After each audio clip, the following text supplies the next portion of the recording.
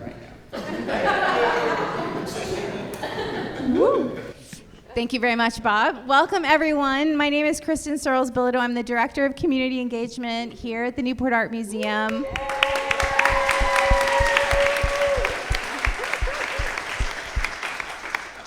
Thank you very much. I am delighted that you're all here for what is a phenomenal exhibition. I am thrilled that, months ago I emailed Bob and said, okay, what do you want to do for your exhibition? Do you want to do a talk with slides? Do you want to do a conversation? What do you want to do? He was like, I definitely want a conversation. Okay, who do you want to be part of the conversation? And so that is just really exciting. That's exciting for me as a programmer to work with artists and just make their vision happen, much the same way that Francine does with exhibitions. And so really happy to be here. Please silence your phones while you're thinking about it. Come on in. Come this way there. Seats right here in the front. Come on this way. Doesn't matter. This is just, those are taken, but those two aren't. Come on in. I would be remiss if I did not make sure that you were aware that there is a gorgeous catalog for $25 that is available for purchase just 15 feet that way. We can take care of that for you. No problem at all. And additional programming that is happening that is inspired by Bob Dilworth is for those of you who have young people in your family. We have Awake and Create that is going to be in November that is focused on Bob's work, and we also have a homeschool group that is going to be focused on tour and craft on Bob's work, and also a Museum Reads book choice that is Song of Solomon that is going to be talked about in October, and that is a choice of Bob's. And we also, on our website, on the exhibition page, you will see exhibition resources, and if you hit that, it will bring you to a reading list of Bob's. And so I recommend you take a look at that. Exhibition resources are things that we produce, the staff produces, that help build out the content in complex shows. And for this one, Bob gave us a reading list, but others involve, like for the Hair Stories show that Nafis White was in, involves films and articles and books and all sorts of things. So I encourage you to take a look at that. Okay, that's all I'm going to say. I don't think there's anything else I need to say, so I'm going to say, Francine, please come on up. Francine, our spectacular curator, with whom I am so blessed to be able to work with, because the shows that she curates make my job so easy. Too early to cry here. So I was asked to introduce our speakers and also to say a little bit about the exhibition, which I'm so glad that we're actually sitting in, which is not always what we get to do, but I hope you soak in all the good energy while we're in here. So I came up with the idea for this show of Bob's work actually 7 years ago. Actually, it was last week, 7 years ago, because it was my first day here as the new curator, and I was overlapping with my predecessor, and she was trying to introduce me to everyone, so she took me to a collections committee meeting, which was actually in the other gallery across the way here. And I was very nervous because I had just attended our big wet paint community art event, and it was overwhelming. And I was like, I don't know what I'm doing. I hope this is good. I moved here with my family. I just took the first apartment I found. But I walked into that room, and in the middle of the room was an A-frame cart with the painting Backyard by Bob on it, which is in the next room, which is what we named the show after, because it was being acquisitioned that day. It was being proposed to the collections committee. And it was under that cupola, and I'm not kidding, there were like little dappled rays of light on that painting. And in my head I heard, ah. And I was like, okay, I think I can stay. I don't have to quit tomorrow. I'll hang out a little bit longer. And then I was like, who did this painting? I have never seen paintings like this before. I felt I had seen everything. I'd been in a PhD program. I had worked in New England for a while and down south. And someone said, oh, that's Bob Dilworth. And I was like, well, who is Bob Dilworth? They're like, well, he's walking in right now. Because he was actually on our collections committee at the time in the board, which does mean he did abstain from that vote. But I was like, now I get to meet this guy. And he came in, he had the fancy scarf, and everyone was kissing him, and he had earrings. And I was like, he looks really cool. So I got on in there and got my kisses too. We've been friends ever since. But I literally didn't know. At that time, I knew I was going to do a show of his work and of Anna Flores' work. Anna's in the center. Because we were also installing the Networks exhibition at the time, which was Joe Chazin's Rhode Island Artist, and that's the first time I saw Anna's work as well. So now I feel like we have kind of come somewhat full circle. My 7-year anniversary was last week here, which means Kristen and I have had a long relationship, maybe longer than many of my relationships, working together. We've beat the 7-year itch. She's been here 8, so she's doing even better than me. But I'm really honored to be able to do this and to work for a museum that supports this, including Danielle Ogden, who was a big champion of this show, and she came on in the middle of it, which is great. So I'm really thrilled we're able to do this, and I hope you all enjoy it. And now I'm going to introduce our speakers, because I need to stop talking. So Bob Dilworth, right here, is a professor emeritus from University of Rhode Island, where he taught painting and serves as a chair and director of the main art gallery and director of Africana Studies. He received his BFA and MFA at RISD and at the School of the Art Institute of Chicago, respectively. He has exhibited his work extensively and has received grants, awards, and residencies from the Rhode Island State Council for the Arts, Iris Project Residency, National John Biggers Award, Playa Artist Residency, Anderson Ranch, and many others. He has worked in many collections, including ours, and most recently RISD Museum, so they acquired one of his self-portraits in the other room. And he's represented by Katie Tompkins Projects, she just walked in.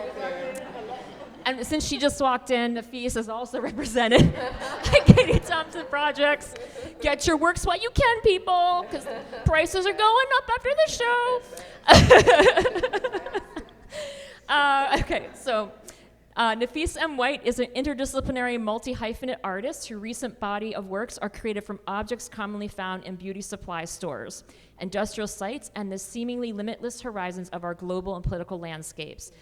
Through weaving, hairdressing, sculpture, and installation, White centers the uncanny audacity of self-affirmation and love by means of repetition as a form of change. White is inspired by raw materials and their transformative properties and abilities to tell dynamic stories when in Congress. White's formal training is in sculpture, printmaking, and digital media. She uses concept as anchor and medium as message in her work, moving within conceptual and durational realms. Community engagement, beauty, and the political root deep in White's work. White's work is in permanent collections, including here, yay! RISD Museum, University of New Mexico. It's been exhibited in many, many places here, DeYoung Museum, National Queer Arts Festival, the List Gallery at Brown University, Worcester Art Museum de Cordova, New Museum, and Goldsmith University, among others. She holds an MFA and BFA from Rhode Island School of Design and lives in Providence, Rhode Island. Okay. Nice. And I actually did edit these down, just so you know, because they do so many things that are amazing. It's not easy. Okay. Melaine Ferdinand King is a Providence-based scholar and multi-form creative practitioner. She holds a BA in sociology from Spelman College and is a PhD candidate in Africana Studies at Brown University, where she received her MA and a certificate in collaborative humanities. Clearly a person after my heart. Melaine's practice is informed by African American thought and culture, particularly their critical, visual, musical, and literary traditions. Last year, Melaine co-curated the inaugural Black Biennial at RISD Museum, which was awesome. And yeah. And some of us up here were in it, not me, but Gelman Gallery in Providence and Black Sonic Heritage as Heresy at FADA Gallery in Johannesburg, South Africa. Partnering with the Providence Biennial for Contemporary Art, she most recently curated the exhibition Poesis, Street Culture and the Art of the City at Waterfire Art Center this year. Her independent work includes creative project management, archiving, and hosting workshops on issues of race, culture, and aesthetics. Claude Elliott. This is also long, bear with me. It's great, it's very exciting. Okay. Claude Elliott has lived in Rhode Island twice. First as Director of Human Services at the John Hope Settlement House. And then in 1997, when he became the Assistant Curator of Prints, Drawings, and Photographs at RISD Museum, where he organized a 2000 exhibition pressing on the graphic art of Wilmer Jennings. That same year, he became a Rhode Island Foundation Program Officer, managing New Works grants and the Robert and Margaret McCall Johnson Artist Fellowships. In 2006, he became the first Deputy Director for the dance company Step Africa in Washington, D.C. He has curated extensively, including Robert Dilworth, Memories of Inhabited Spaces at the Rhode Island College, and exhibitions at the D.C. Commission on the Arts and Humanities and Brandywine Workshop, among others. Elliott has an MA in Art History from the University of Mississippi, a Master of Human Services Management from Brandeis University, and a Master's of Social Work from Clark Atlanta University. And hold on 1 minute. There's a third page. I don't want to leave anything out. And this is important. And he is currently conducting an oral history project focused on DC Black-owned and managed art galleries and art spaces that played an important role in the development of Black artists beginning careers during the Civil Rights, Black Power, and Black arts movements. Thank you very much.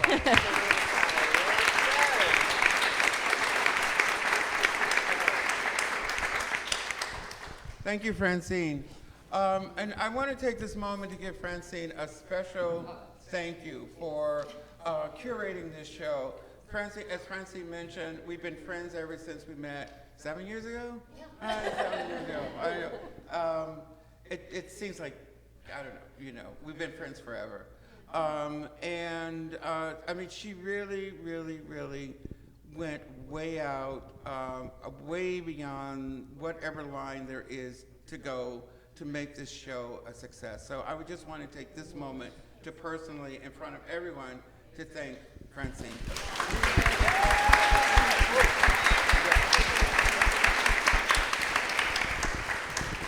I also want to thank Kristen Sears, who put all of this together. I didn't know Kristen as long, but again, since I met her, we have been very close, and I feel that she's one of my closest friends. And thank you, Kristen. All of what you see here today is because of Kristen. I want to thank also Danielle Ogden, who is the new director, executive director of the museum, who gave so many green lights. We were green lights were flashing all over the place because she was saying yes all the time. And I really, really want to take this moment to thank Danielle for being so supportive.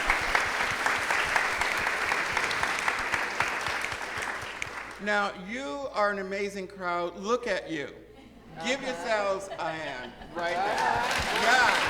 Yeah, absolutely. Thank you. This is a Wednesday night, folks. You could have done anything. You could have stayed at home to look at TV, but you're here tonight. I know, but you're here tonight to join us and be a part of this amazing event. So thank you very much. And lastly, I want to thank both my families. You're surrounded by some of them here and friends. My family who could not make it. This is my family from Virginia. But then I have my Providence family. It's my adopted family. And you're all here tonight. So again, thank you for that. Thank you. What do I say? Nafis, Melaine, and Claude are friends, and thank you, Francine, for reading this wonderful resume of who they are and what they do. But they're here tonight not just because of who they are and what they do, because they're very, very close friends of mine. These are people I trust. These are people I count on. These are people that I can call on. So that is why we're here tonight, to share our thoughts, share our ideas, share our journeys with you tonight. So I want to say personally, thank you to the three folks who are sitting, three amazing people who are here to help me talk about family and journey and Black spaces that we need to cherish tonight. Thank you. You're welcome. All right. That's Claude telling me to be quiet and let them talk. So, and I'm going to be quiet. What I want to do right now is to give Nafis and Melaine and Claude a chance to talk about their journey. So, if you don't mind, would you share with us your particular journey, how you got to where you are right now with your scholarship, with your work, with your ideas, with your thoughts. So I guess you have a mic. Ooh. See, I really want to get this mic away, You but want to start? You want me to start? Okay. You asking us to go back, Mr. Dilworth. Well, you can go as far back as you want. You go, Okay, you know. okay. You can go back to yesterday, or you can go back to, 10 years ago, or, Okay, even okay. further. What? Okay. I want to say, first of all, thank you all for being here. I'm Nafis. It is a privilege to be before you. In terms of journey, I think that art always spoke to me.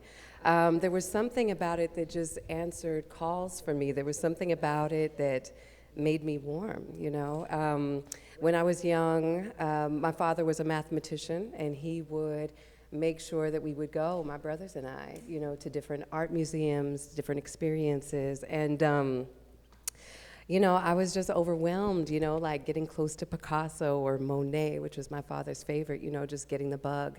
My artistic journey, in short, started in music. So with piano, with playing, with upright bass. I love jazz. Everyone up here knows I love jazz. And music spoke to me. Music gave way to dance and movement, how the body can articulate. How it can kind of, create messages, how it can synthesize. And so that was something. And my father, being a mathematician, was like, well, that's not very realistic. And I listened for a time. And I fell upon some challenges. I mean, when we heard the introductions, I am a dual degree holder from RISD, which is no small feat. And I just want to let you all know that journey started really late. I went to a historically Black college. I did not feel that I was quite understood. There was a woman who would tell me I danced to the beat of my own drum. And at that time, I thought, well, why is she saying that? But I realized, that that's what made me really special. That she saw something really powerful in me. I promptly, on a full scholarship, left school and was in and out of, community colleges for quite a while, here and there, start and stop, tried and failed. And, my father was just like, you're going to be worthless. Like, he was like, I don't want you to wind up in the ghetto pregnant, or things that he used to say to me. And I know it was because he came from South Bronx and he had seen things and he wanted safety for me in a particular way, but degradation is not one of those ways to create a fire in any case. The time that was right for me was in my 30s. The time that was right for me was when, I had found visual art. I was married at the time. My partner was like, I see this in you though. I think you ought to lean in. And so I did, and I found that, loving photography gave way to printmaking, gave way to sculpture, which I really fell in love with. I fell in love with it because sculpture, I fail so much, It's a muse that keeps me honest, It's something that is beautiful and also tragic in ways, Samuel Beckett says, fail, fail again, fail better. And I really appreciate that, I've never given up on her in any case.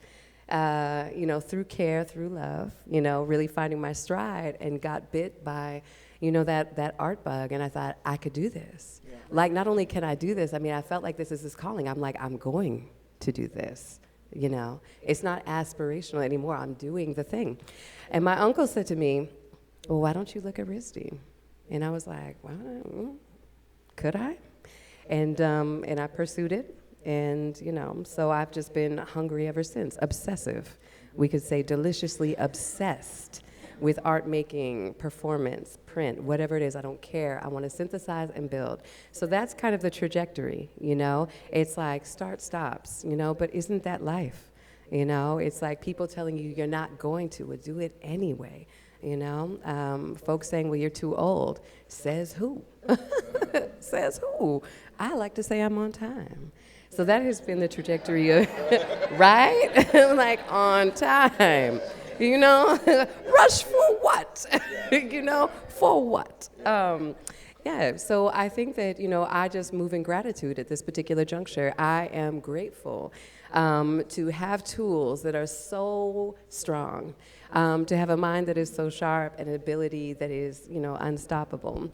But part of this, though, part of this calling for me, and then I'll pass on, but just to introduce kind of how I move in the world, is rooted in love, you know?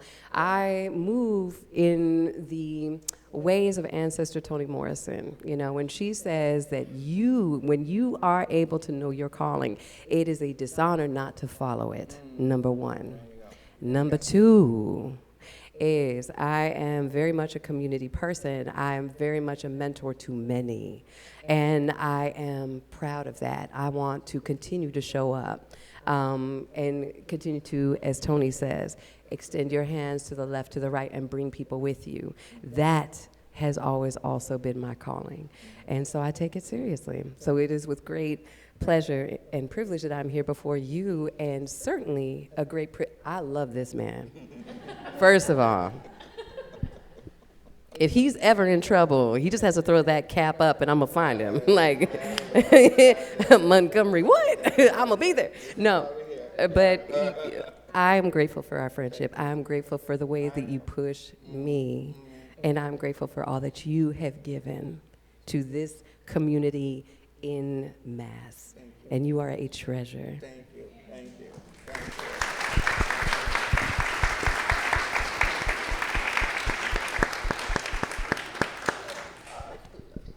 Well, I don't quite know how I'm supposed to follow that, but I'm gonna try.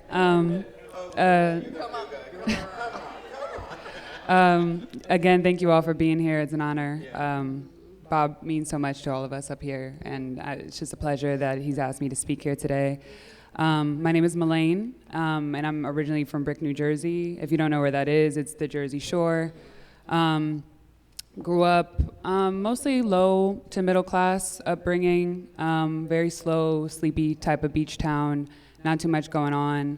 But I grew up near water, and a part of my personal philosophy is kind of to follow the ways of water and to let things flow and to let things breathe. And I find myself, thankfully being in Rhode Island, always surrounding myself with water in times of consternation. I grew up with a grandmother, a Nana, who taught me everything about being a creative. She gave me my eye. This is actually hers that I'm wearing today. She passes down to me. So shout out Nana if you watch this. And she had such an informal way of knowing about art and creativity and being artistic and letting intuition speak to you. And so in many ways, I think that the life that I'm living is a reflection of the time that she had given me and her patience. And I was really her shadow growing up, and she would take me to museums and the art exhibitions, and we'd take bus trips up to New York for the day and go see the Met and the MoMA, and she would just ask me, what do you think? How does it feel? You know, what was your favorite part? And she got me to ask questions and got me to be curious. And so I grew up really curious and thoughtful as a child. And I think I let my imagination run wild, just soaking in all that culture had to offer, Black culture in particular. And I think I was in awe at the different manifestations of intellect and just sheer brilliance that the people of my race brought to the world.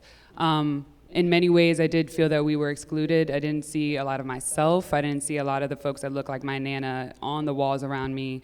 And funny enough, I think it pushed me to express myself even more.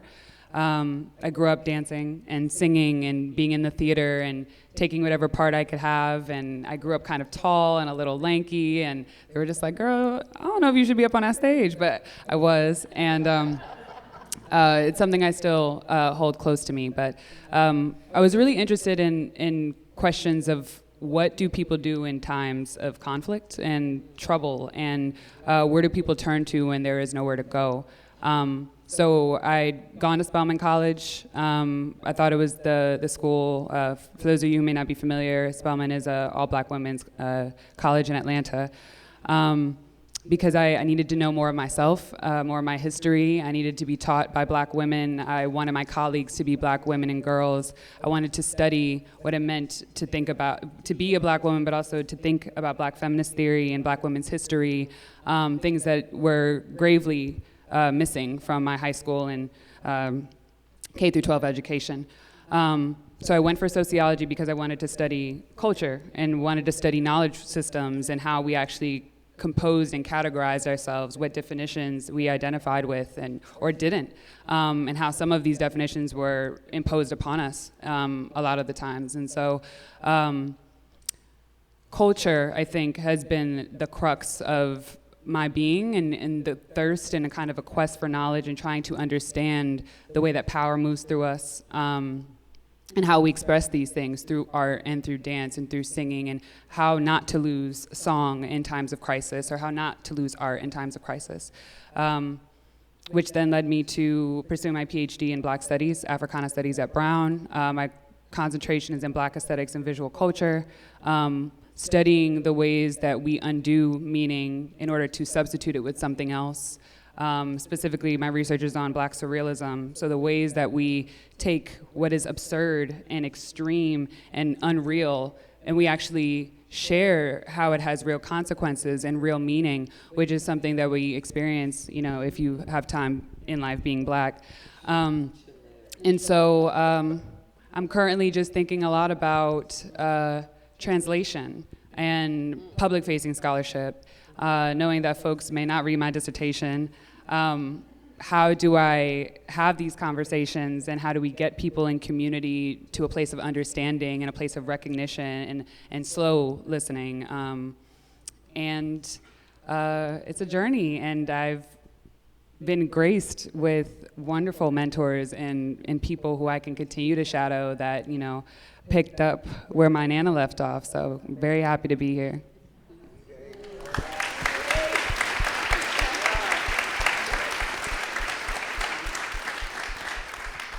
I'm Claude Elliott, and my journey has been like a long, winding road. I'm from Detroit, and I had no exposure to the arts until after I graduated and went to a seminary up in upstate New York. There we had fine art classes, and every spring and every summer they would take us into New York City, put on our black suits, our little white shirts and black ties. Everybody knew who we were. But they took us to the Met, to the Guggenheim, to the Museum of Modern Art, to the Cloisters.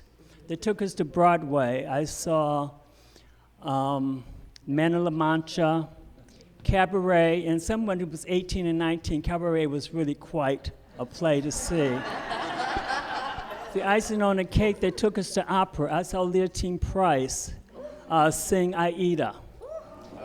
I was able to go down to New York to hear Miles Davis play. But what really changed my life is that I went to the Studio Museum in Harlem, their first building, when they first opened, and I saw Charles White. And it was like a whole religious experience in terms of how I saw myself. And I was here yesterday visiting the exhibit, and it was like deja vu. Bob, I really felt the same way visiting your art that I did. But that is what put me on the trajectory in terms of my love for the arts. A couple other highlights I want to mention. I also went to the Negro Ensemble Theater at the same time. And it was the first time I saw black people in white face. And the play was called Day of Absence. So that whole experience really put me on this path. I lived in Seattle, Washington. It was the first time I really began to be able to talk to Native Americans and understand their culture and their history. I met Japanese people. I never knew anything about how they were locked up in the intern camps. I met Filipinos. So I began to see the world in a whole different perspective. Then I moved to Boston. I was studying at the Brandeis. And I met a group, and correct me if this is not the correct title, African American Artist Master's Residency Program. Residency. Okay, right. This is Napoleon Jones, and Napoleon, I'm going to take this opportunity to thank you because you're part of that journey. It was there that I began to meet black artists as individuals, going to their studios, talking about art, seeing lots of art exhibitions. And then the last thing I want to mention, after that I moved to Rhode Island. I took an art management certificate program. When I moved to cities, I tried to do something different because I don't know anybody there. So during that process, it was a 9-month kind of training. We met once a month. We had lots of projects to do. But I met an artist named Greg Merca. He had graduated from RISD. He was an abstract artist. I didn't have a clue how to approach abstract art. But in '92, he asked me if I would curate a show for Black History Month. He knew that I knew artists in Rhode Island. He knew I knew artists in Boston. So I had never studied art history. I really had a really difficult time. I had an idea. I wanted to look at the reality that black artists were no longer going to Europe for inspiration, but they were going to Africa, to Mexico, to the Caribbean. So the exhibition was called Black, Brown, and Tan, a Cross-Cultural Experience. I tried to find somebody to write something about it. They kept saying, Claude, you can write it. I said, no, I can't. Anyway, Greg really helped me. So because of that experience at the age of 45, after being a social worker for 20 years, I decided I'm finally going to do what I really love and really what I want to do. I went back to graduate school to get a master's in art history, so that's kind of my journey.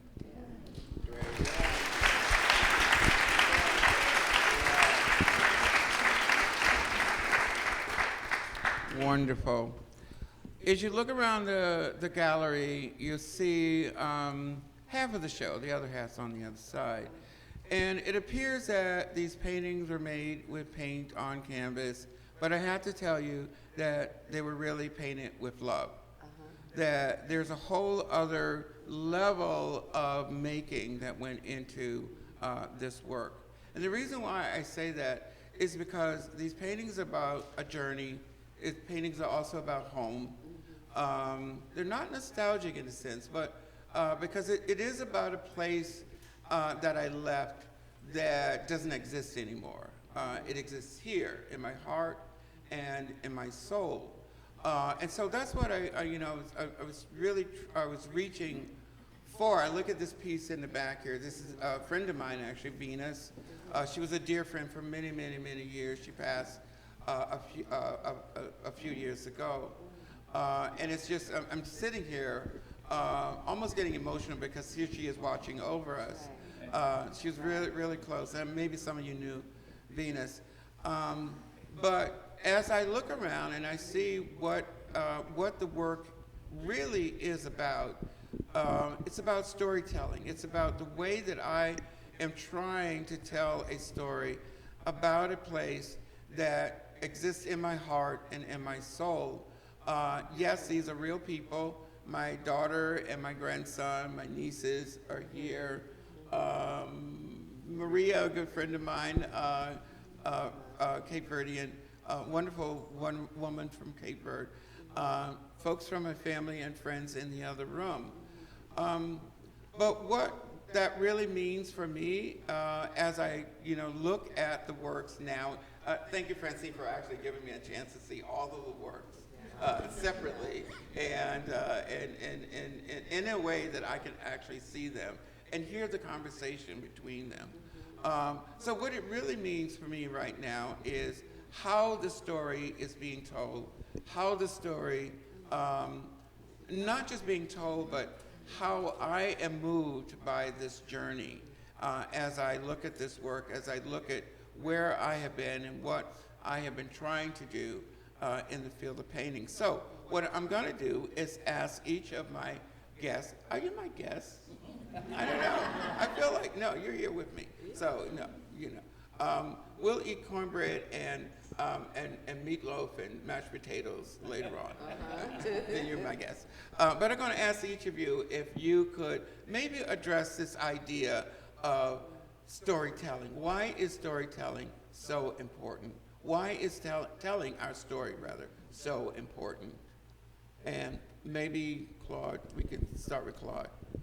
When I look at my oral history project, that's kind of what drove me. It was during COVID. Everything had shut down, and I was forced to sit down for a change and just think. And I thought about all the artists that I knew in D.C. I've been there since 2006. That I can walk in any gallery and tell whose work it is. But I knew nothing about their journey or their lives. So I started talking to artists about that journey. And coming from Detroit, it made me begin to compare my experience living in other cities as well. You know, they talk about D.C. being a predominantly black city at the time, known as Chocolate City, but it's a very segregated city in terms of where black people could live, etc. So anyway, some of the artists started telling me about what D.C. looked like. And me not being there at that time, I was really surprised. For example, someone was describing that there were 6 kids in his family. When the kids got on their parents' nerves, they would get an aunt to take them to the National Mall.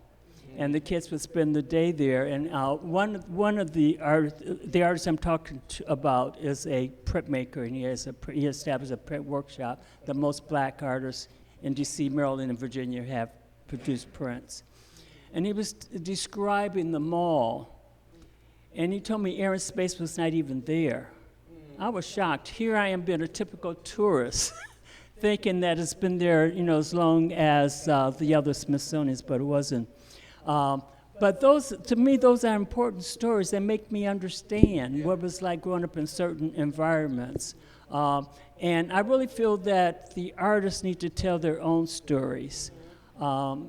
We shouldn't be just reading what somebody wrote about an artist. And it really made me understand what their journey was. And so my oral history project, which ties into your question, is I was interested in artists who were born in D.C. or migrated to D.C. in the 40s, around the same time that I was born, where they were able to go to school, where they were able to exhibit, because many in the 60s and the 70s, it was very difficult for black artists to show their work in some of the main galleries. And I was not aware of this. So first of all, I was interested in that journey. And especially, you know, in those days, if you were black and you told your parents who really wanted you to go to college and make a living that you wanted to be an artist, they would look at you like you were crazy. So, you know, there was a lot of that too. But I was very interested in where they were able to exhibit. And they began to name all of these black-owned galleries and art spaces that I had never heard of. And I discovered there's nothing been written about them. And so that became part of my story. And it's also part of the narrative. And this also was a point where we were losing a lot of black artists. We lost David Driscoll due to COVID. Floyd Coleman, who was the dean of Howard University, Maynard, what's Maynard's last name? Valerie Maynard, etc. So I really felt that I really had to begin to reach out to the artist community and let them tell their stories. Yeah.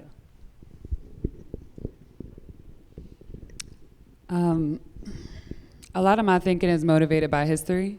And so the question, why do our stories matter for me, I don't even know really where to start, because right now we're sitting in the Newport Art Museum in the state of Rhode Island.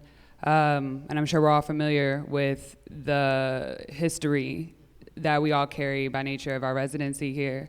I know I haven't seen a show like this before. And I know I'm relatively early in my journey and in my professional career. So just the power of being able to see Black representation, but particularly through your eyes, based on your particular journey, is extremely moving and necessary. And it's necessary because the condition of Blackness makes it easy for your history and your narrative to be rendered, if not invisible, completely erasable. And the art world itself carries those legacies of violence, just like other systems of power in this country. For a long time, people who did not look like us determined the value of artwork, who was shown, what was sold, who could speak, controlled the entire narrative and the voice. And so despite the increase of Black artists and their visibility in the present, I think so much more work needs to be done about what the value of this work actually is, other than just being a Black face in a white space. So one, for me, as a student and as a scholar and as just a lover of art in and of itself, there's so much pride and esteem to be taken away from an artist like Bob telling us what he's been through his own creativity. But then there's also the importance of redefining ourselves and correcting the narrative when for so many years we've been misrepresented.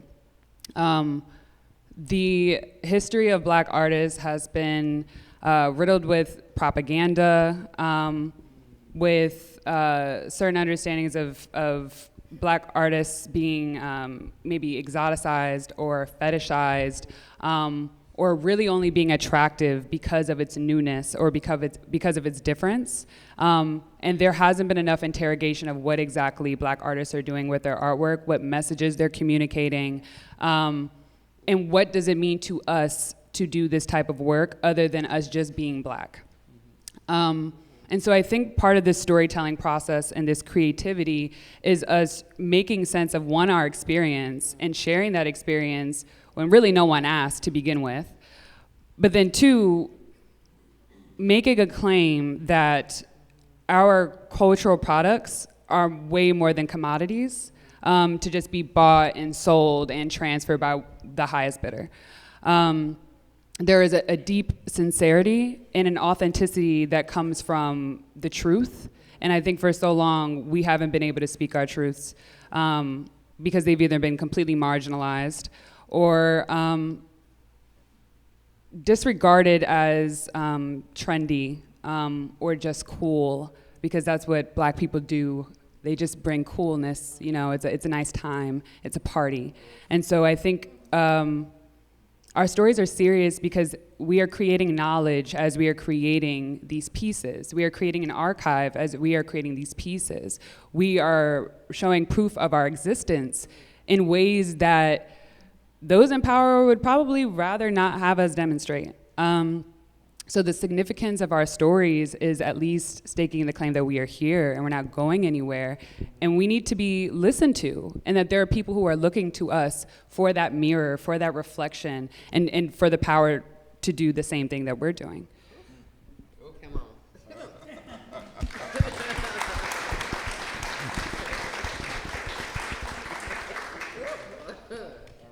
on. Praise God.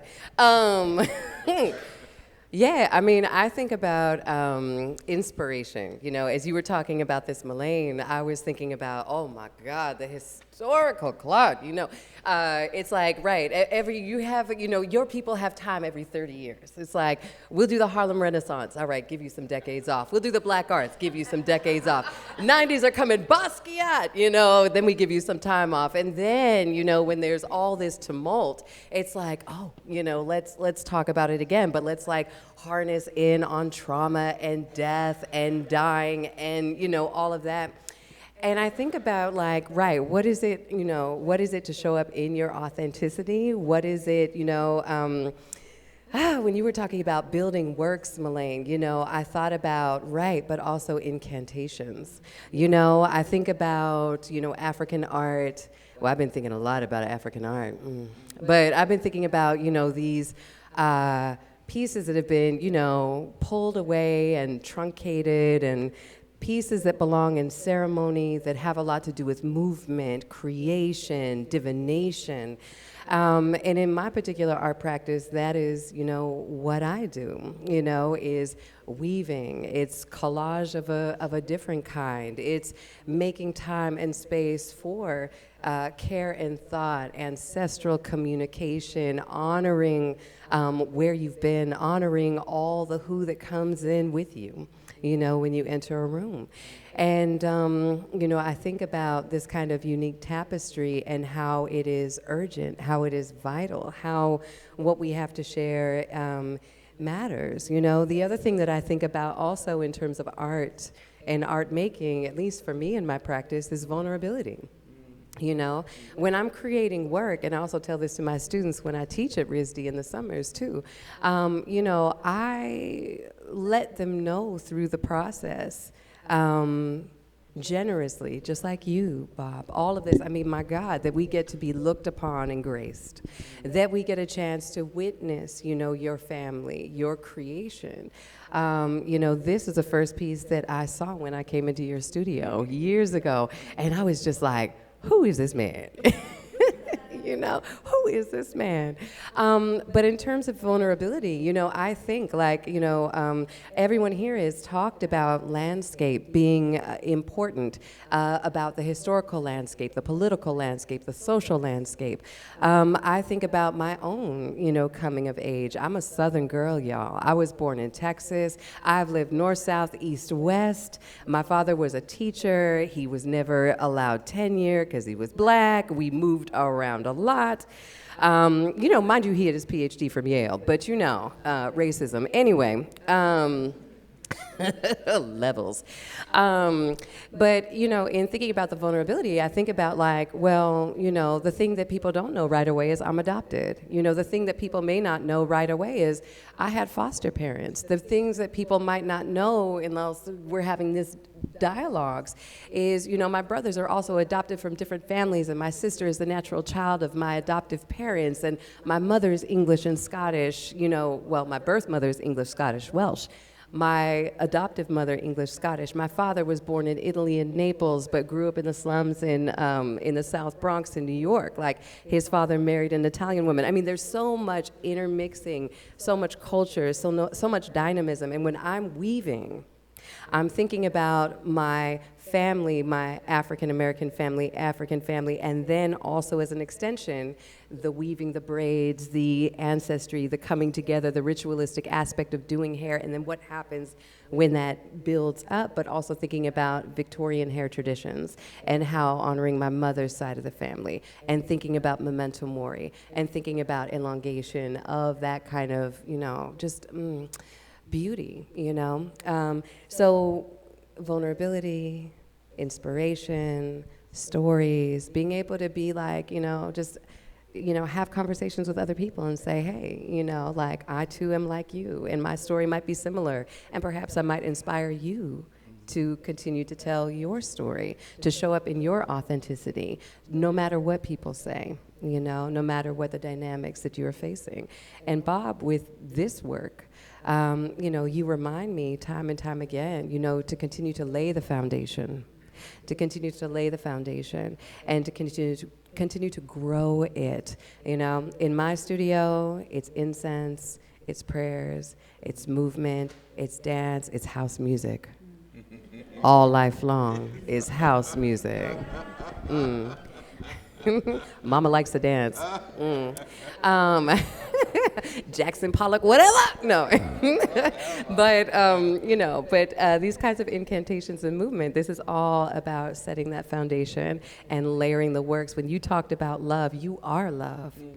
You are the embodiment of love. And so it is no wonder to me that we are all here in your stead, in your reflection, and that we are all here. So I just give thanks again for setting foundations, setting intentions, honoring family, honoring, all of us. Thank you. Mm-hmm. Thank you.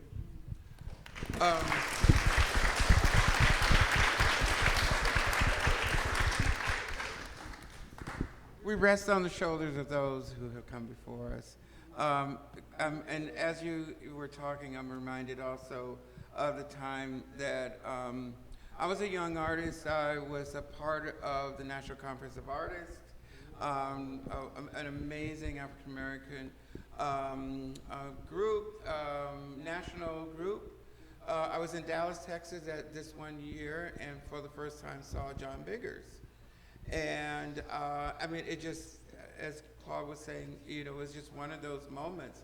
It was a religious moment. I didn't realize until then that I too could tell stories.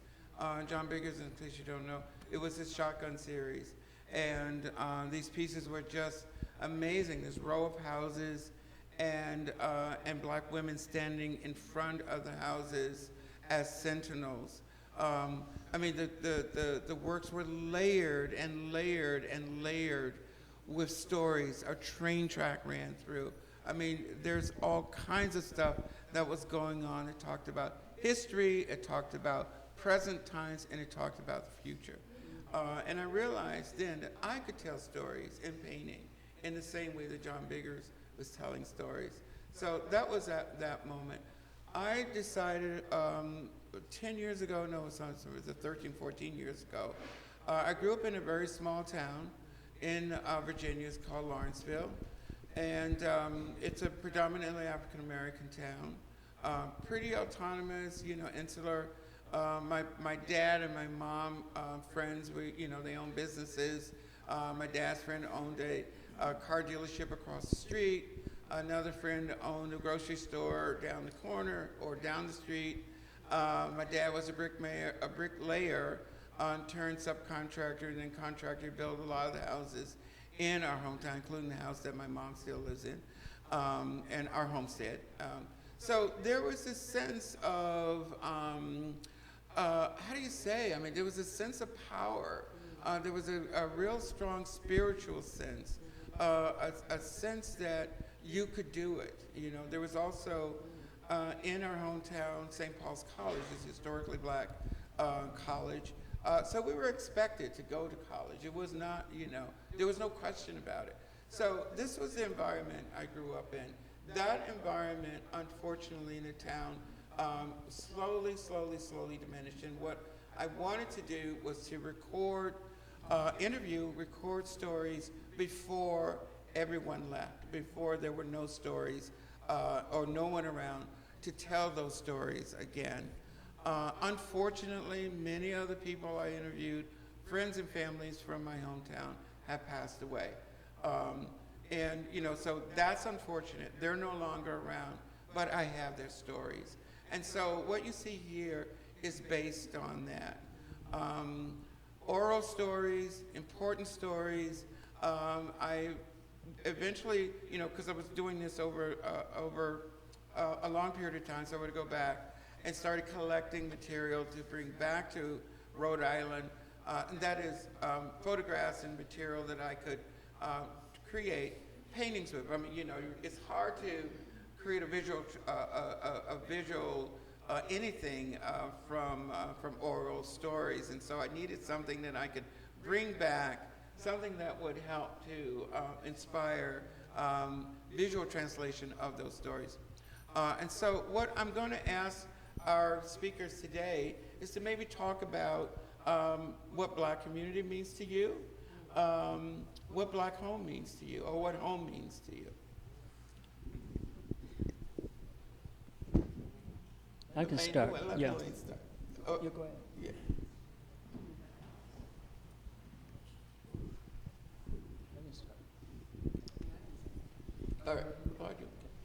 My parents, both my parents, Mady and Matthew, are from Mississippi.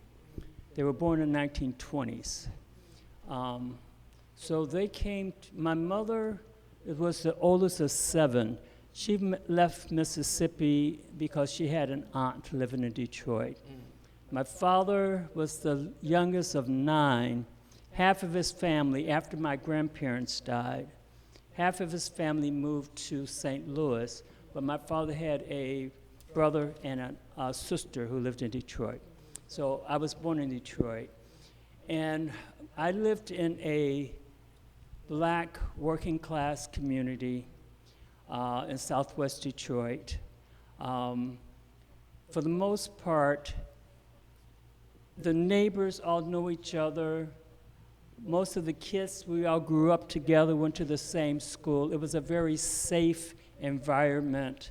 The neighbors would look after us when our parents were working. If we did anything that we shouldn't do, believe me, our parents would find out about it. So I lived in a very safe, secure a neighborhood. Education was valued. So I really felt that I had a really good sense of who I was. Now one of the things I regret, my parents never shared with the kids their experience growing up in Mississippi in the 20s and the 30s. For whatever reason, they would not talk about it. My mother vowed she would never, once she got to Detroit, she would never go back. My father went back they have town reunions, and I went a couple times because we still had relatives there. And so I had a really good sense of that. And it was and I went to University of Mississippi because my parents were from there. So I was there in 92. And I knew I had relatives there, and I was interested to try to make those connections. And so it did demystify for me I won't say they're stereotypes, but some of the misconceptions I had. So there were relatives who had gone to college because of historical black universities and colleges. They were able to do that. I also discovered I had a cousin named Claude that I didn't know exists. And both my father and his aunt had agreed when their first male child was born, they would be named after my father's brother. And then I want to jump to another kind of community. So I began to think about the artist community. I'm thinking about Harlem, the Harlem Community Arts Center. I'm thinking about Southside Community Center in Chicago. I'm thinking about NCA in Detroit. I'm thinking about the African American, go ahead. Master's Artist in Residency program. That really helped artists to sustain themselves and to be able to be creative and to critique work and find opportunities to show their work, even if it's at a church or YMCA. And for me, that is a big sense of community. And my interest is printmaking. Printmaking is a very collaborative process. And there's a very strong artist community within those print workshops. So that's how I kind of perceive community. Thank you, Claude. Okay. I feel like this question is a doozy. Because we talk about black community, and a lot of times I feel like it's treated like it's a monolith. And we're all so very different. And any relationship, one that is loving, is hard work. So for me, black community, when you find it, it is this overwhelming sense of affirmation. And for some reason, probably because you're talking about ancestors, the idea of ritual and acceptance comes to mind. There's this kind of bearing of arms, this unleashing, the taking off of the mask that happens, which can happen in any home. But for me, there is a way that you kind of walk into the room, and Nefis already said this, with your ancestors, And there's already a sense of being seen that doesn't need to be explicated, elaborated, reformed, touched up, beautified for a certain gaze. Black community there's a trust, and there is a bit of an angst, and there is a tiredness within it that is understood and supported. And I feel like when I walk into a Black home, I'm thinking about my great-grandmother's house at this particular time. There is a connection and a knowing. And I feel like maybe, especially with all the trials and tribulations that folks go through, that there is just this desperate desire to be seen and to be known in a way that you don't feel like you should have to ask for, that you can't ask for, because you don't really know what you're asking for. It is special to be rallied around and behind, and for people to see you as a member of a community that is trying so hard at any given time.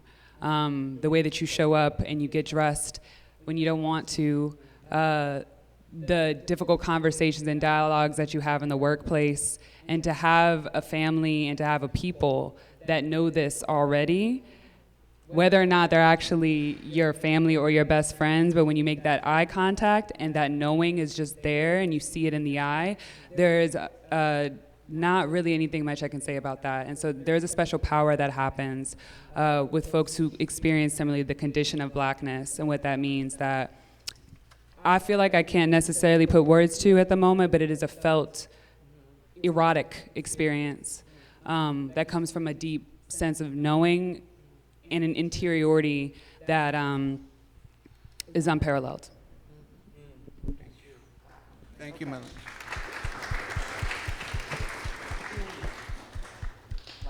Okay, I'm going to do my best to move through this one because initially,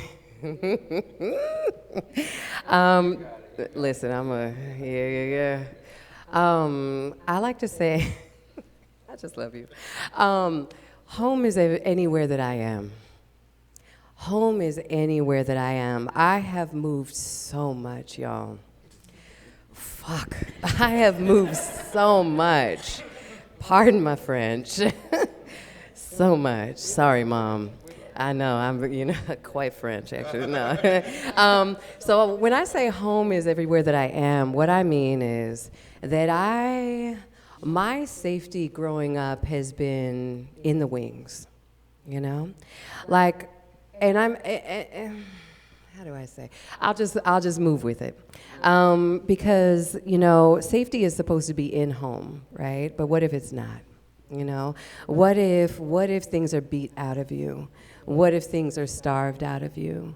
What if, the family that you have has experienced their own trauma? What if they have not healed from that trauma?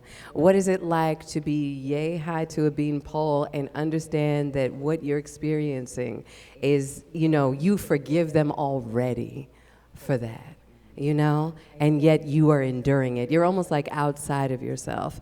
So I say this in terms of, being in a family that was tumultuous, with a father who was one of my greatest heroes and my most terrifying adversaries, and somebody who is prolifically violent and meted that out on women specifically, and me in particular, with particular delight at times. And I think about, his proximity to Blackness as a man who is mixed race, as a man with an Italian mother and, an African-American father, and thinking about what that was like for him, in New York, at Yale, all these different places where he tried to be the best that he could every time, and yet was denied, authorized but not recognized. I'm just going to say that again. Authorized but not recognized. Listen. Now, in thinking about family, thinking about, growing up, with,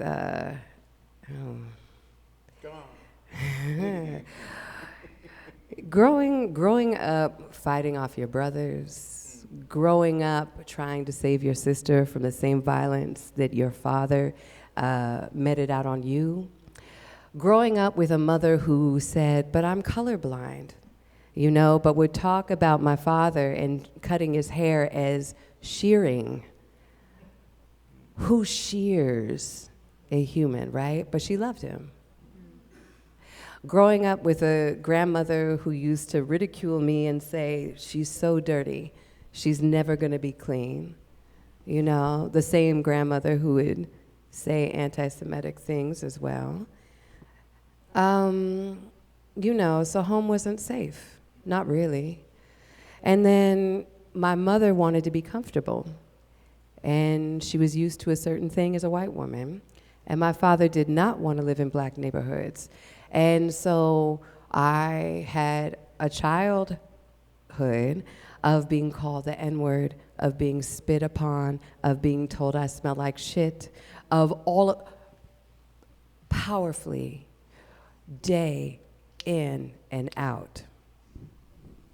Now, I'm only 45, okay? So, them was some long days. Now, I'm saying that to say is my mother's family wasn't really safe, right?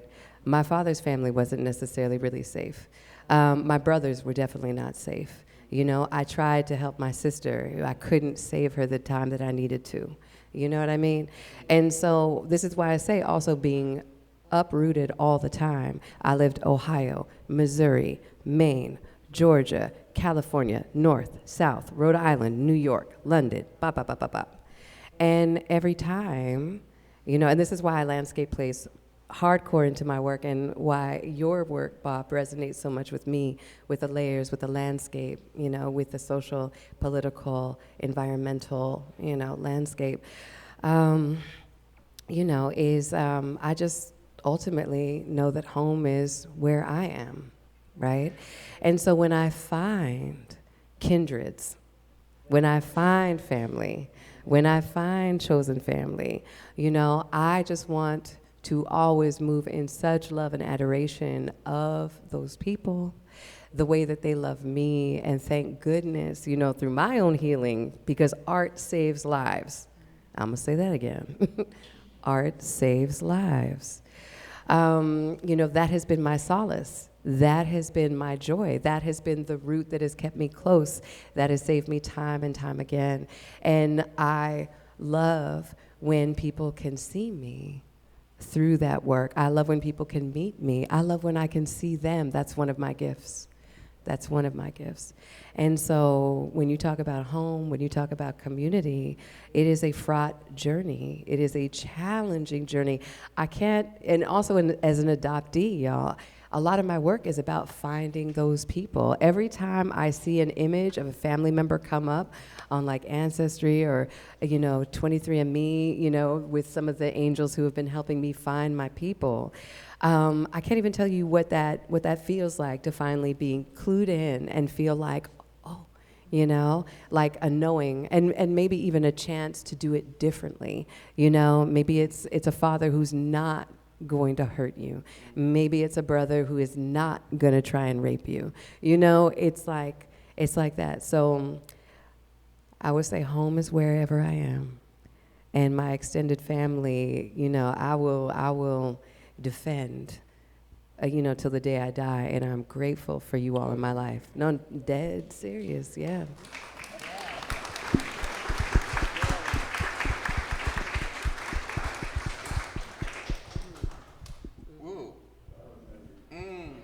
I should have done a disclaimer, sorry. I should have said, yeah, there's gonna be some sensitive subjects right here.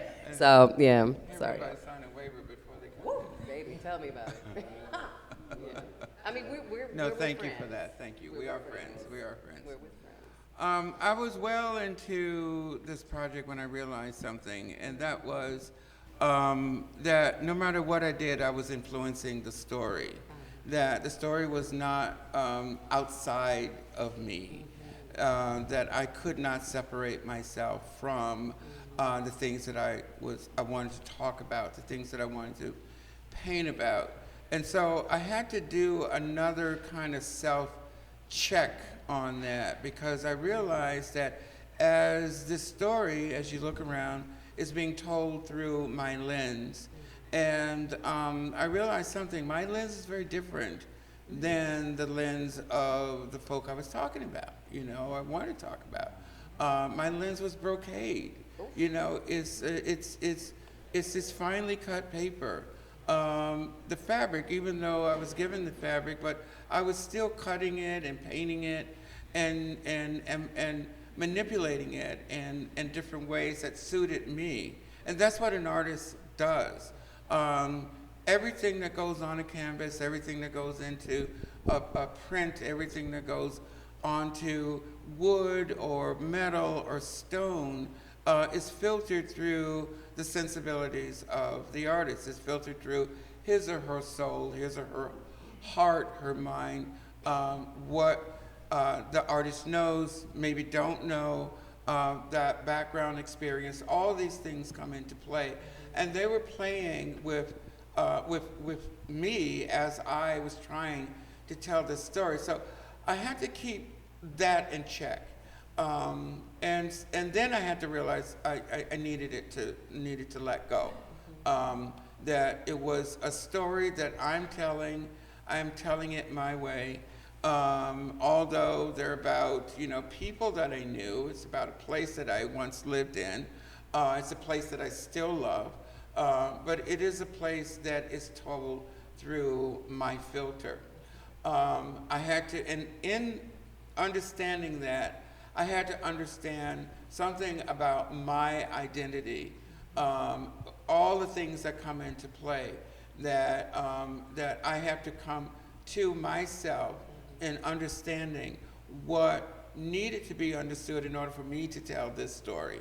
So I'm going to ask I should say my, this is like awful. The speakers are with me today, so I want to ask you, can you talk about art as it is seen through identity, one's identity, or maybe one's gender? How would you see that as a way of impacting or influencing your work, or maybe you can talk about it in general and what you've observed in other artists' work. But the question is art and identity, art and gender. Woo. And anybody can start on that. And then we're going to open it up to question and answer, I think, after this. Yeah.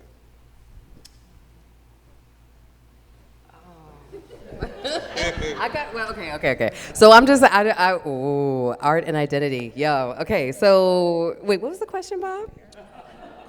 What's the question? You're going to ask me to ask that question again. No, but how it kind of plays out. Yeah, well, can I go off the road for a second? Please go off the road. I'm gonna go off the road. Okay, so this is totally unscripted. Okay, so go off. Fine. Okay, so I'm gonna go off the road a little bit. Haven't been going up, All right. Yes. Okay. So I'm gonna be brief on this one, but I thought so I've been having really powerful conversations with a lot of friends of mine, East Coast, West Coast, right? Prolific painters, thinkers, doers, mostly white men, actually, but, and we were talking, they were saying to me, and this is a family member as well who also was saying this, but Nafis, maybe if I was queer or black or something, I would get more attention. And I was just like, Lord Jesus. Because I'm just, and I'm saying that because when I think of identity, I think about, the time right now of like how difficult it is to be seen, to create work, to be seen as valid, right? Because we have been so clearly disenfranchised for so long.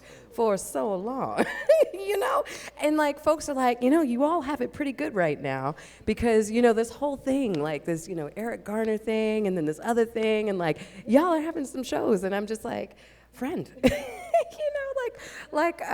I don't think it is appropriate to, to want to put on an identity for that reason. And we are not winning.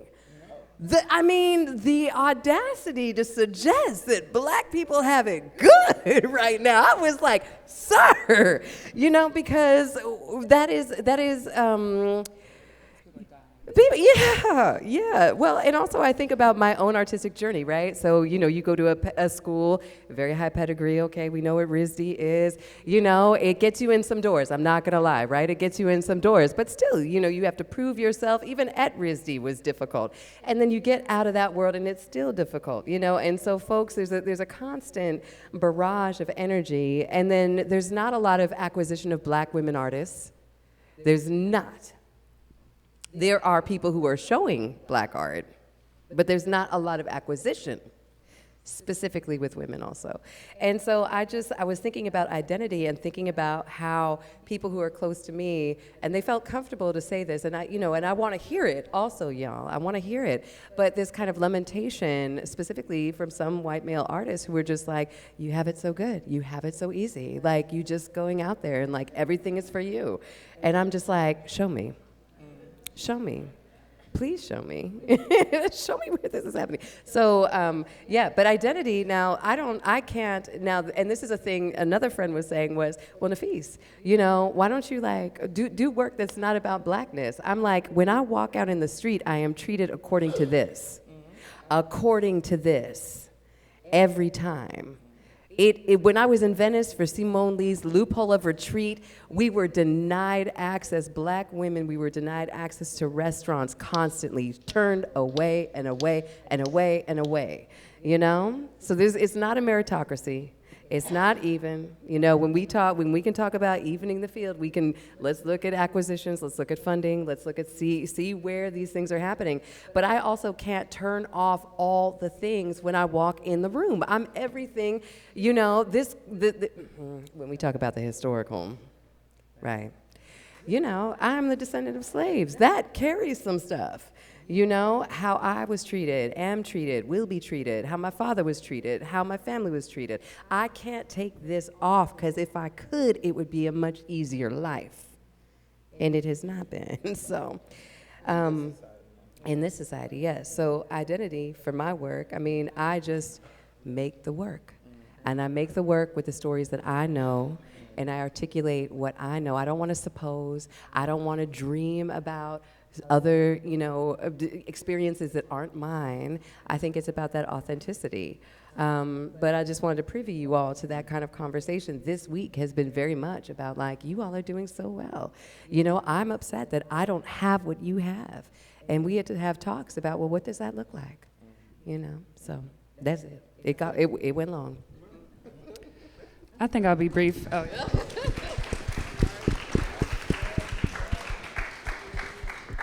I think I'll be brief on this one too. Hopefully. I heard a laugh and I was like, I don't know. Okay, so first to touch on your point, I think let me think. So I come from and I study blues women's traditions. Black women who did not have the luxury of being women, my ancestors included. There's a way that being non-white queers gender. When the normative categories of womanhood don't look like me. You type in woman in Google, the woman's not gonna look like me. There's also something to be said about when you do see someone who looks like me, instead of thinking we got it easy, think about what we had to do to even be right here in Newport Art Museum in Rhode Island talking about black art, what that must have meant. And then I also think about we're all light skinned. That is something to talk about. You better tell it. So we talk about things being hard and we're not dark, which comes within a completely different set of challenges, different understandings of womanhood, femininity, masculinity, all of those things. And I take that very seriously. And so, at least for me, coming into the art world as a black woman curator, as a black woman scholar, there is a responsibility on my shoulders to make sure that what I'm saying is right, that I've thought it through before. because I'm sure a lot of the things that I'm saying, maybe there's someone in this room where it's the first time they've heard anybody say this. So I think when it comes to identity, it's not just about the way that I'm perceived and then the way I'm treated, but it's also about knowing histories and legacies of struggle and where I come from and how that informs my actions, my consciousness, the decisions I make on a daily basis, and whether or not I choose to perpetuate anti-Blackness while being a Black woman. Who I surround myself with, what ideas I continue to facilitate and push forward, and what topics I want to discuss when I'm at a party or I'm at school or when I'm in a gallery space, the things that I choose to ignore. Those things are a part of my identity. My ethics are a part of my identity. My moral compass is Black, and not on the basis of skin color, but on the basis of a counter-modern history, a counter-history, counter-discourses, being the granddaughter of enslaved people. And I have to walk with that whether I like it or not. Thank you.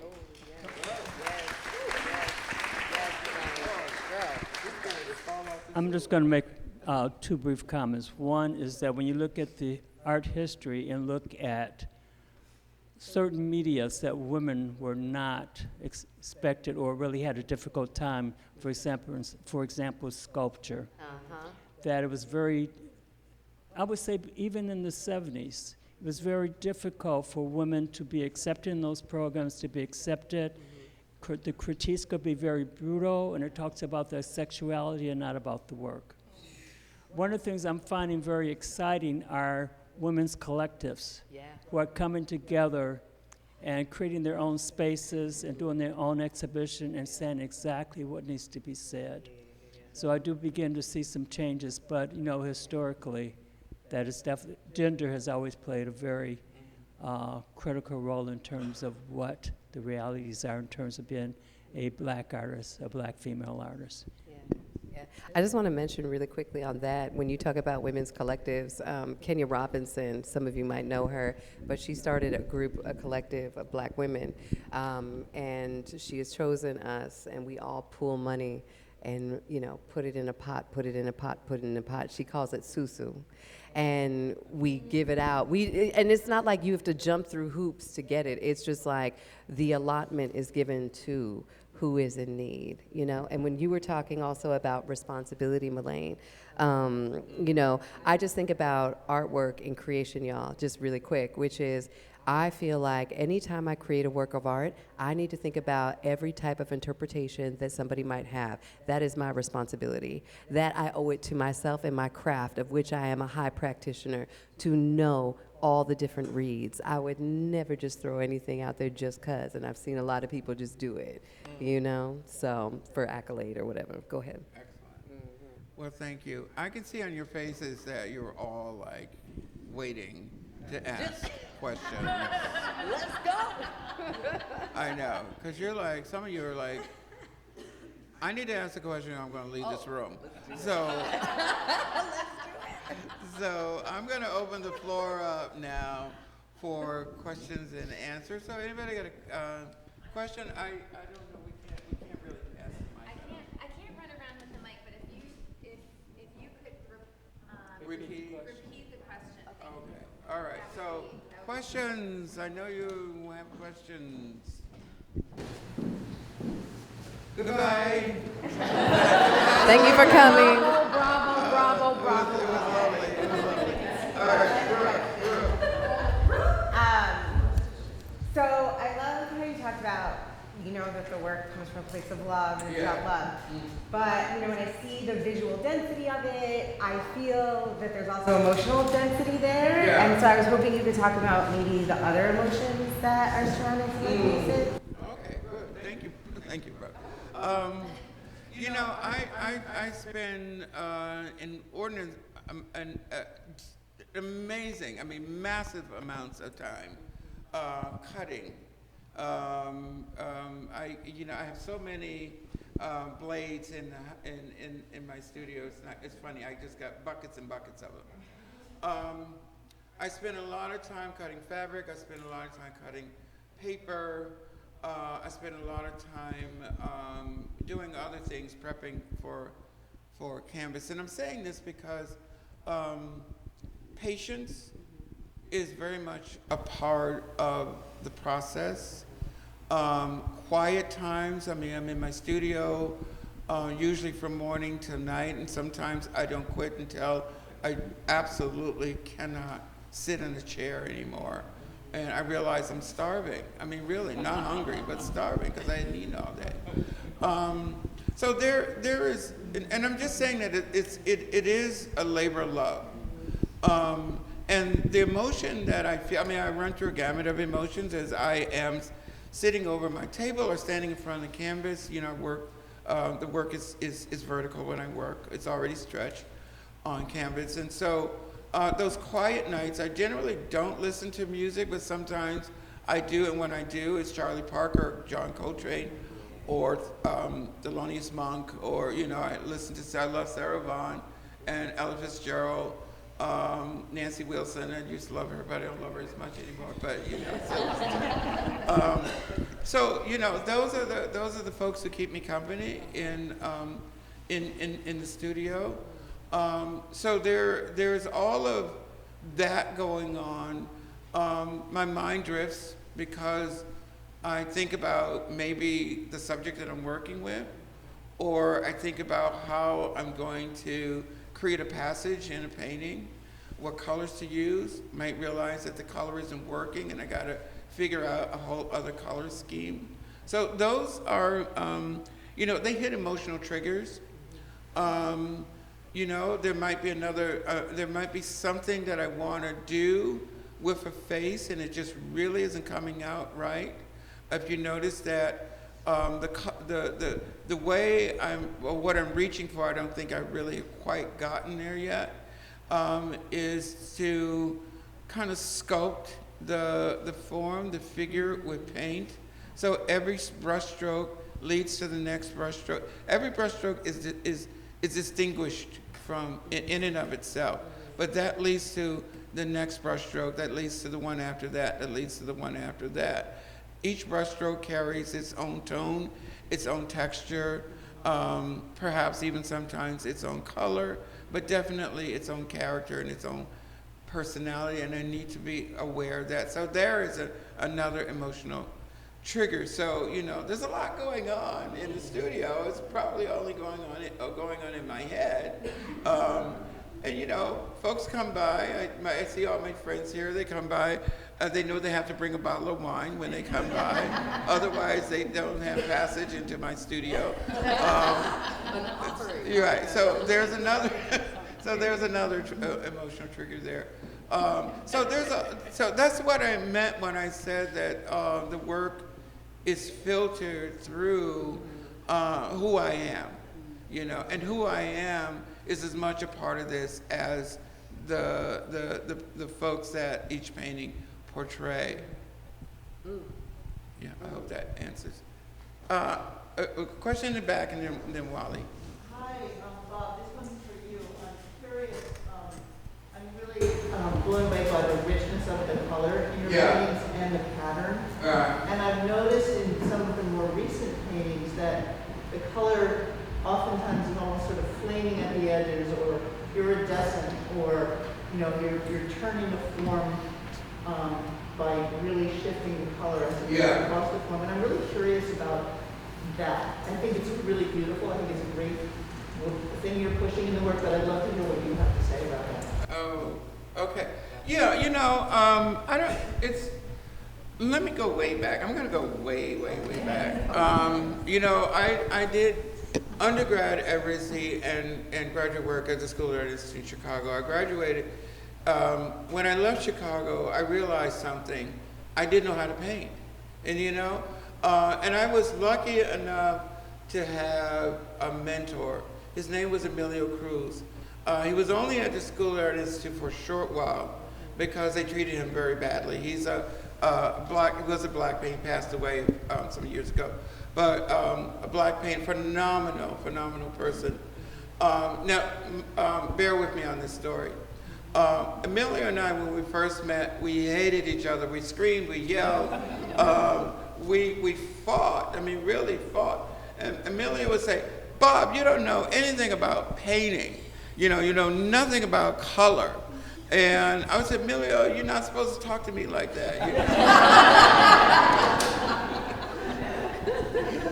You're the advisor, I'm a student, And I would take him to the, it got to the point where I took him to the student affairs office or something, like wherever they was, and I was young, arrogant, so I'm gonna report this guy. And Ronnie Hartfield was, we were fortunate Ronnie Hartfield was the student affairs officer at the time. And she said, Bob, give him a chance. He's really a good guy. So the next time he came, the talk was a lot calmer. We got to know each other. We would go next door to the diner and have coffee and talk. And that's when I learned about black artists. Up to that point, I had no idea who other black artists were. I learned about Elizabeth Catlett. I learned about Charles White. I learned about Elzevir Couture. I learned about Horace Pippin. And that list goes on and on and on and on. And he challenged me. So the answer to the question is, I started learning as much as I could about painting, at that point. I knew that painting was not about going to class. It was not about what you learned from a teacher, but it was really about being in your studio, being very observant.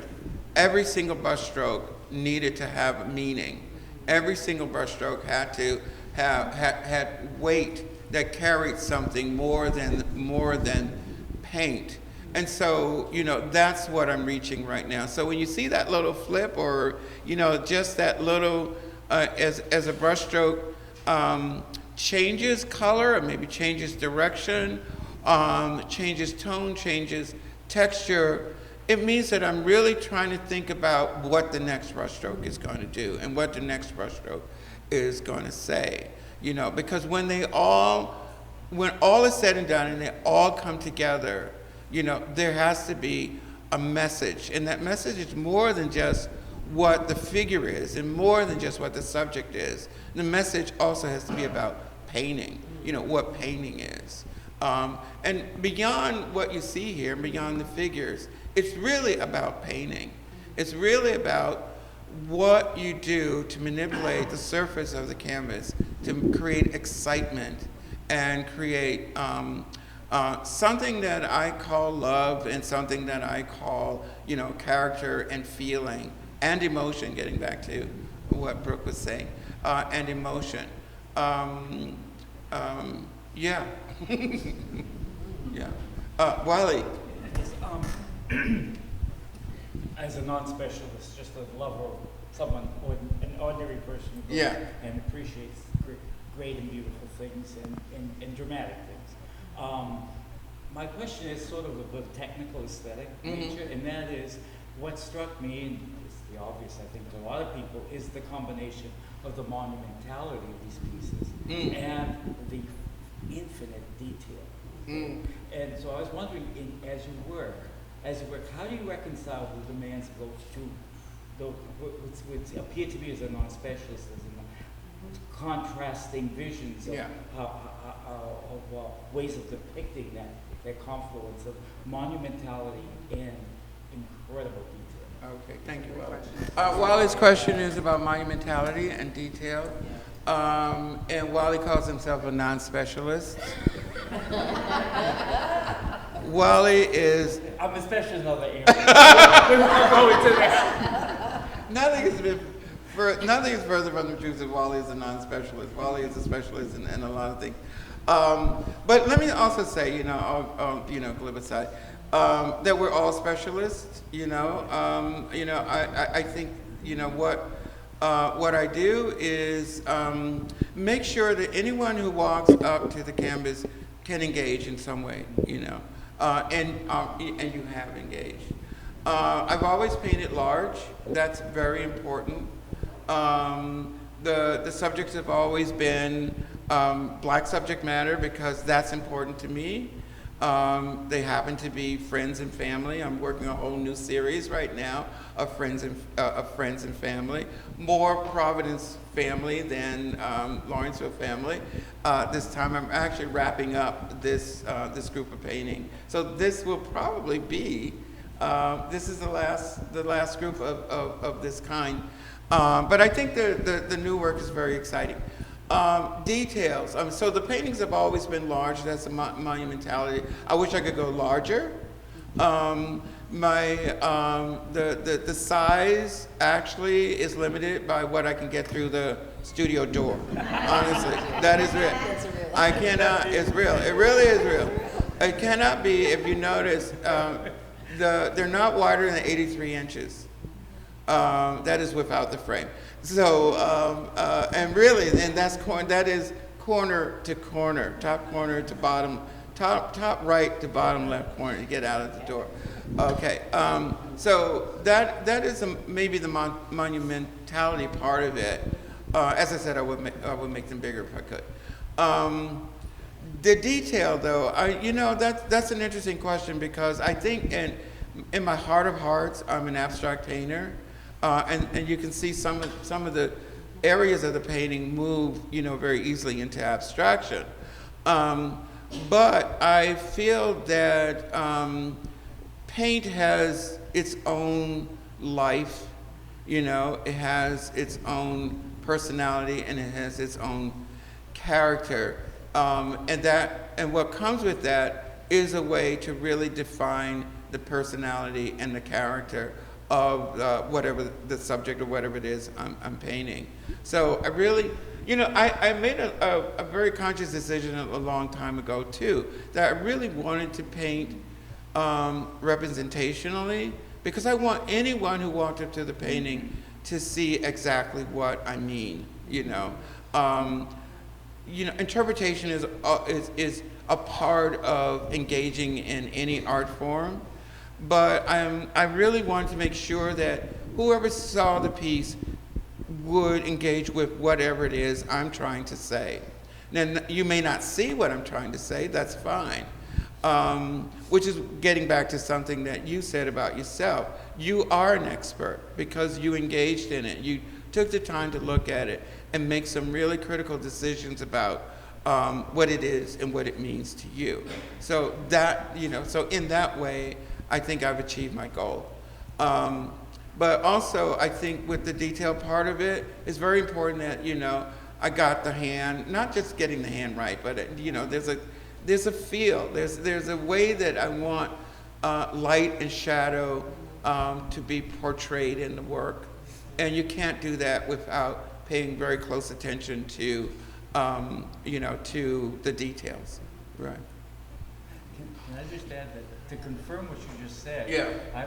For those who don't know me, I'm legally blind, and so I have to draw really close to things, and I miss a lot and all the rest. Yeah. And so it confirms what you were saying about the painterliness, if I may use that overall. Of course you can. The fact that I'm looking at it, Yeah. and though because my limitations of vision won't allow me to take it all in at once, Yeah. nor to necessarily always focus in. It's the composition, it's the color, it's the play of light and dark that tells me this is something that exhilarates me. Thank you, Wally. Thank you so much. Renee. First, I want to say thank you, everyone, for bearing your soul and identity to us, because all of us, and especially artists on its own, we always take away something from these conversations. And I do have a question, Bob, but I'm not sure how I can articulate it, and it comes from what you were saying, Wally. There's a part of your work that is so detailed, but then it just keeps going and going and going. And for me, I'm an abstract painter. For me, that is the part, if you can talk about that, it's like you push and push and push, and layer and layer and layer, and it gets more and more detailed. But within that detail, there is so much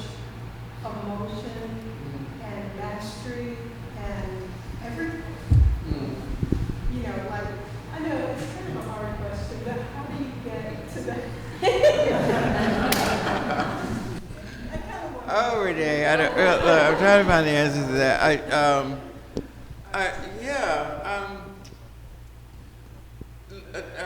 I'll share something with you. There was a while ago, I really wanted to make sure that the work that I do is world class. That was really important. That whoever saw that they were compositionally sound, that the colors were there in balance, and there's a painting, I'm going to say this. There's one painting that I love, I absolutely love. Whenever I'm in New York, I go to the Modern to see it, and it's a painting by Picasso. It's called Mademoiselle d'Avignon, and I did talk about this before. That is a painting that I feel, in my view, that is just perfect in every way. It cannot be edited. You can't take anything away. You can't add anything. Anything that you do to it would throw the balance of the painting off. And those are the kinds of paintings that I want to create. So when you see the detail, it might be just me, just really kind of not knowing what I'm doing at the time because I'm just so lost in it. But I'm also aware that everything that goes on the canvas has to have meaning, that you just can't throw anything on it. It has to relate to something else on the canvas. And it has to relate, and it has to have meaning in and of itself. So as the work builds and as the work develops, everything kind of folds back on something else. That within each piece, it is a contained world, and that world has to be balanced. That world has to be in some way. I know balance may not be the right word right now, but in each painting, each painting requires a different set of rules, a different set of guidelines to govern it, and I have to make sure that I understand what those rules are, what the guidelines are as the work is building, in order for it to be a world that is perfect within itself. Right. Yes? Thank you for this evening and your generosity.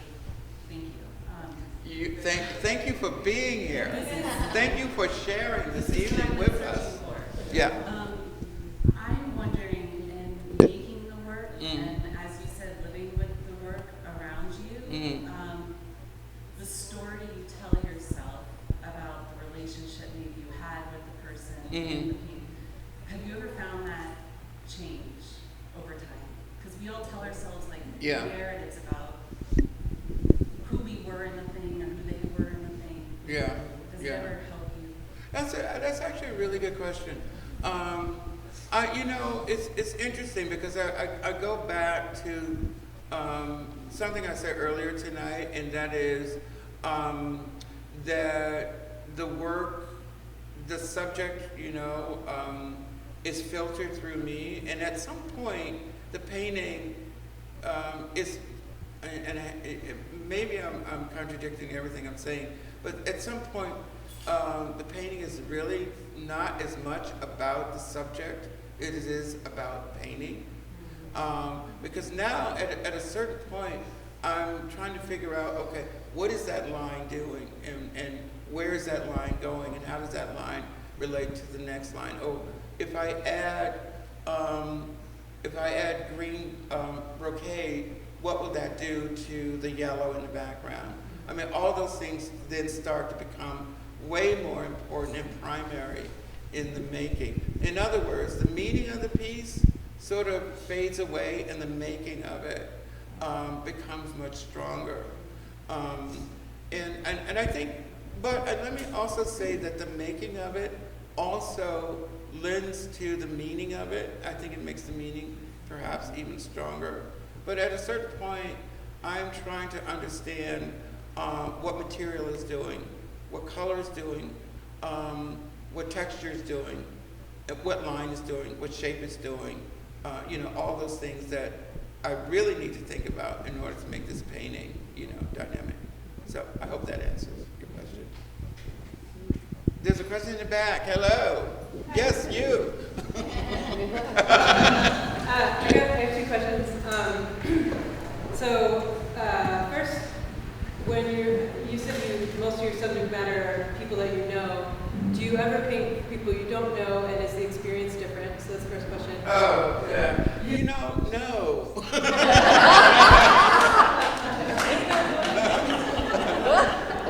Yeah, that's actually called a commission, and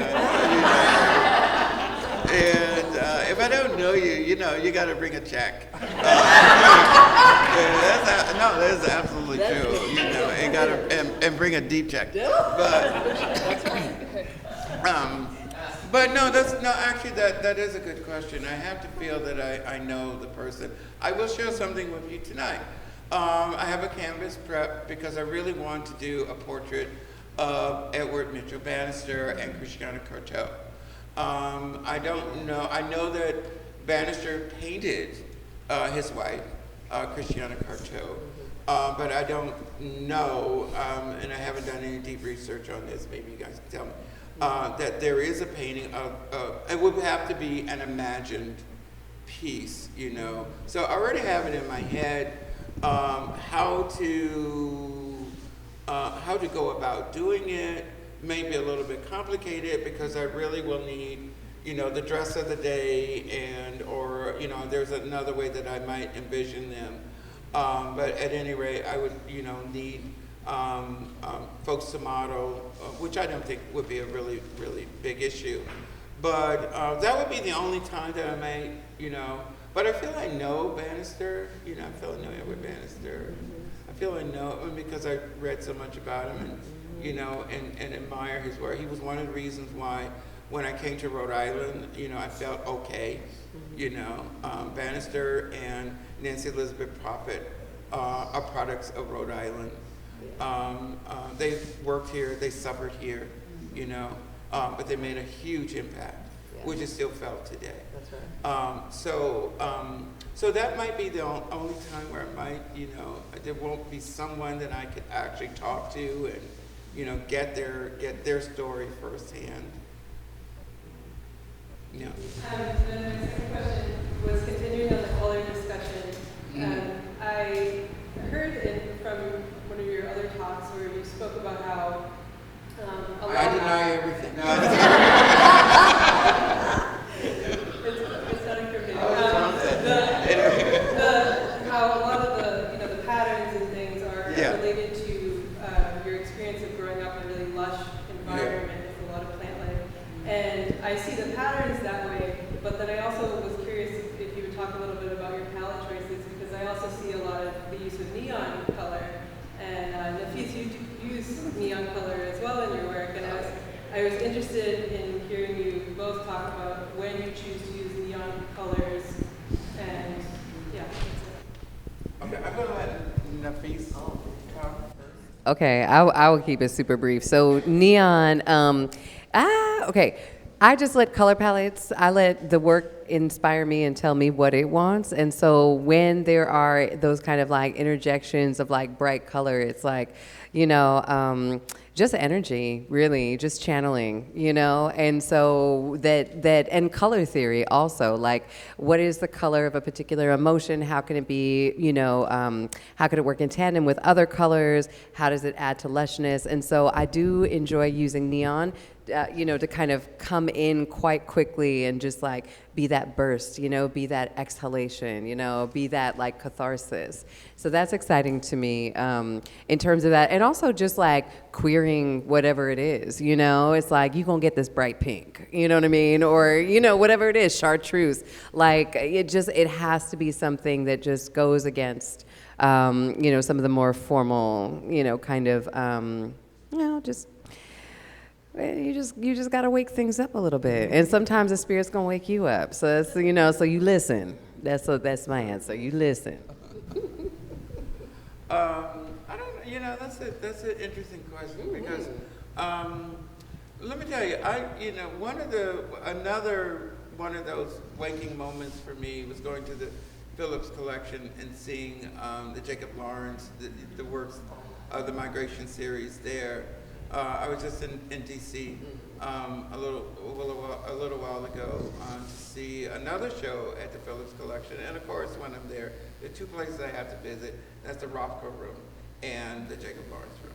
Now, Jacob Lawrence, the pieces are small. This is a migration series, but the colors are so dynamic. I mean, that's a color theory class right there. You know, you can take students in there, or you can go in there yourself and learn all about color just looking at that group of paintings. The neon, I'm looking at this, and it comes in because I really like neon. I like how it sparks a painting. I like how it energizes a painting. I like what it does to the surface. I like what it does to other colors in the painting. I like that it's an outsider that found its way in and just shook everything up, you know. It's like, you know, the kid that goes to the sandbox and everybody's playing, you know, really nicely together, and he just throws sands all over the place. That's what neon does, you know. But it's controlled, you know. I mean, it's there to emphasize, it's there to accent, you know, it's there to make things, you know, more exciting. So I think, you know, I'll always love neon. I would love to ask a question about these two works in particular, because the faces are in gray tone and then surrounded by color. So I'd love to I'd love to hear what you have to say about that. Okay. That's interesting, and it's interesting you hung this. I don't think you know the story, but Venus introduced me to Maria, and so you know, we used to hang out, and but at the time, I mean, that's kind of the backstory. So you know, Maria lived in Boston. Venus was a singer and a dancer. I mean, just amazing. If you saw pictures of Venus in her younger years, she would, you know, put Beyonce to shame. I mean, honestly. And she entertained the troops in Vietnam, and she traveled all over Europe. She lived in Paris. I mean, it was just this glamorous life, but an amazing person with an amazing heart and a soul as big as Rhode Island. So, you know, we used to hang out, and she would get in my pickup truck and we'd go to Boston and, you know, hang out in Boston and everything. You know, I had to have a step because at the time Venus, you know, couldn't get around too well. But I had a little stool that she could step up on the truck in, and we just, you know, go and do our thing. And, you know, we would visit Maria a lot. So, you know, that's kind of the story there. But to get to what you're saying, the making part of it, I was experimenting with photo transfers at the time. So I was using a large format printer to print life-size faces that I could transfer to this, because I was toying with the idea of what portrait is. You know, what does portrait mean, particularly in painting, and I was also playing with, you know, ideas of introducing other things things other than paint to canvas. One of the things that opened up for me was that when I realized that painting was not only about putting paint on canvas or putting paint on surface, but it opened up when I realized that you could do a lot of things with it. You know, you could add paper, you could add fabric, you could add all kinds of things, kind of like Romare Bearden did. He introduced, you know, this whole other world in terms of how to make art, or how to make painting. So you know, that was very important. So I think that was the spirit. I think these might be the only two. Also, oh wait a minute, no. There's a painting in the other room, James and Daniel, where James's face is a photograph that I sort of incorporated in the painting process. I have a question. Yes. So,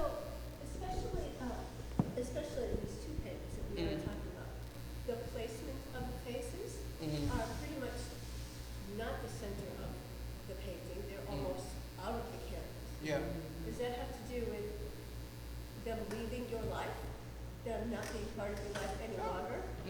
Yeah. I'm sorry, I didn't mean to cut you off. Or was that just not intentional as far as composition? Yeah. It is purely composition. Okay. Nothing is centered, as you might, maybe that's a little centered there. But you might see that everything is kind of off-centered a little bit. The idea of, let me see, I can go back, because I remember there was a time early on, as a student, I was centering everything, and that was always the criticism. But I think in the off-centering of it, there is really more of a challenge of how to bring balance in, or you kind of balance it with, for instance, that you see the blue, that blue swipe at the bottom there, that really sort of everything sort of moves in that corner. You have to move to that corner, because that is where the painting is going. The angle of the painting is you can see from top left to bottom right. That is your axis. And so I really wanted to make sure that everything's kind of on that axis, and you find an axis in all the painting, slanted in some kind of way. That again is one of the rules that I create that I really must stick to in each work. Yeah. Great. Should we be wrapping it up? Because I'm getting a different kind of vibe from everybody here. It's sort of like